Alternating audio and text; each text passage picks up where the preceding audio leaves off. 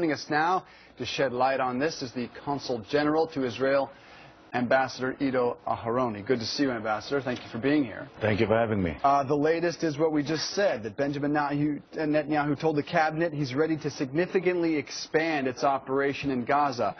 Is Israel prepared for a ground invasion into Gaza, and what could incite that?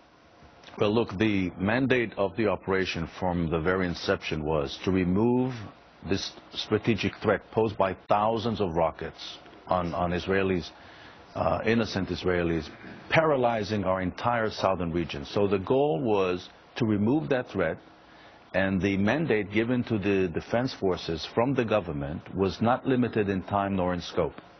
So in other words, the possibility of Israel moving in with ground forces certainly exists. It depends on how the operation develops on the ground. Right now, Hamas is still firing rockets. Hamas is still displaying a tremendous degree of aggression toward Israel. And the purpose of this operation is to eliminate that threat. More than 1,100 rockets have been launched from Gaza into Israel in this year alone. Just this morning, I read about one that was shot down by the Iron Dome system headed towards Tel Aviv.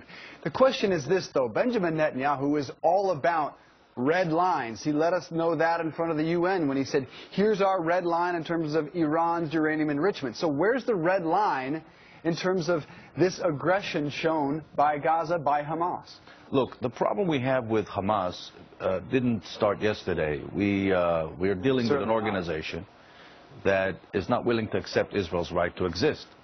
So obviously there are no easy solutions. When you're facing an enemy who's not even willing to recognize your right to exist, doesn't even value the same values, doesn't even celebrate life, rather nurtures the culture of death, and they're actually saying it. All you have to do is read their charter and see what they think about Israel, what they think about the United States. And when you look at the map, it is, of course, it tells the picture, it tells the whole story. When you look at where Israel is and what it's surrounded by, more importantly, you get a sense of how frightening that situation is for Israel.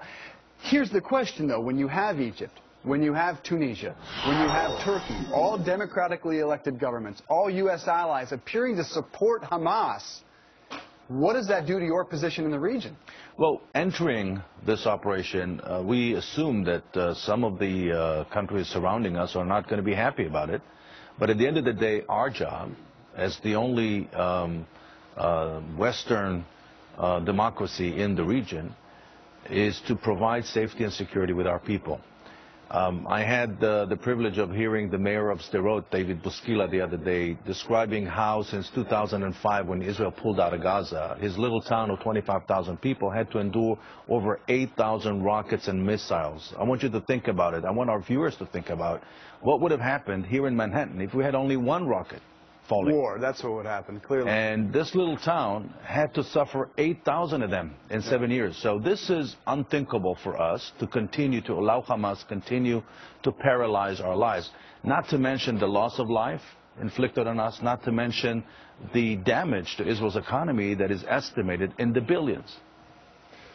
It is a frightening situation. Clearly, you're not disagreeing with the fact that Hamas has some support in the region, and that will make this situation more interesting as we go forward. Ambassador Ido Aharoni, we appreciate you being here. Thank you for having me. Coming up, give debt the boot by getting into